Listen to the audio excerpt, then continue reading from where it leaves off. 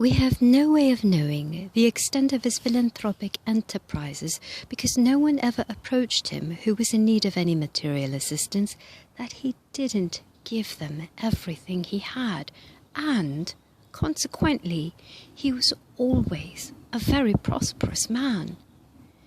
In fact, I know of no one who, in any way, was as rich as Mr. Spalding, and many of us envied his unique attainment which he had reached through his very exceptional understanding, and which undoubtedly came to him very early in life.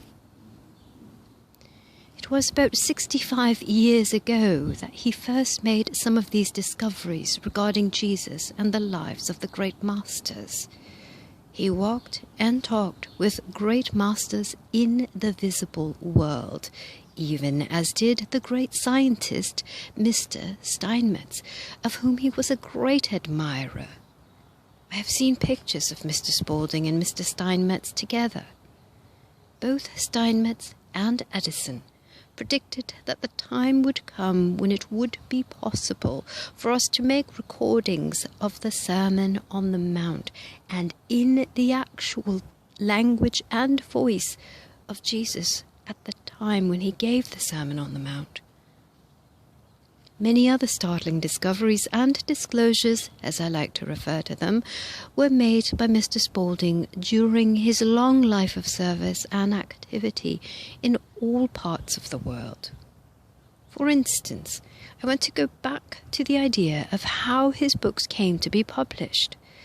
I have been told by many people who knew Mr. Spalding in Calcutta, India, in the early 90s, that he decided to write out in longhand some of the accounts of his experiences in India. Some of his friends asked him to type it and let them have copies, and for many, many years he carried these typewritten accounts, of what later became Volume 1, with him.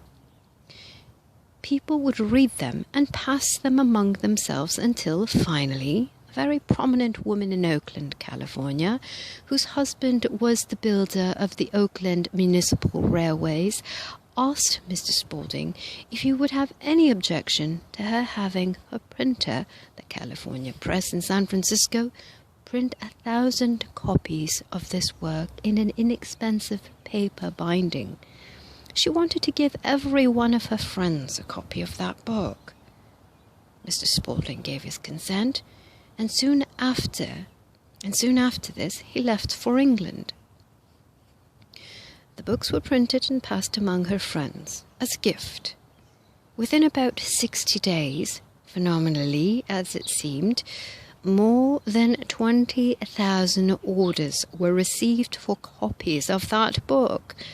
When Mr. Spalding returned from England, of course, he was astonished at the interest in his discoveries and experiences, so he permitted her to have the balance of the work published, which became known as Volume 2. Then there was a period of about 10 years that Mr. Spalding did not do any writing, but nearly every night he was a guest or visiting friends, and after dinner he would have a little question and answer period. In that way he met a great many people. After his day's work was done, as a research engineer, he would answer the many questions put to him at these little gatherings, and the word-of-mouth publicity spread very rapidly. But that work came to a halt during the period when Cecil B. DeMille was making the movie picture The King of Kings. Mr. Spalding was engaged by Mr. DeMille as technical advisor on all the biblical work in that picture. My experience with Mr. Spalding started about 25 years ago. I was particularly interested in the books and their distribution throughout the world. At that time, there was a great upward surge in new thought and spiritual reading and studying, and many people were very anxious to have Mr. Spalding complete another book. Finally, one of his very closest friends invited him to a country cabin where he could work without interruption, and Mr. Spalding completed in longhand what is known as Volume 3.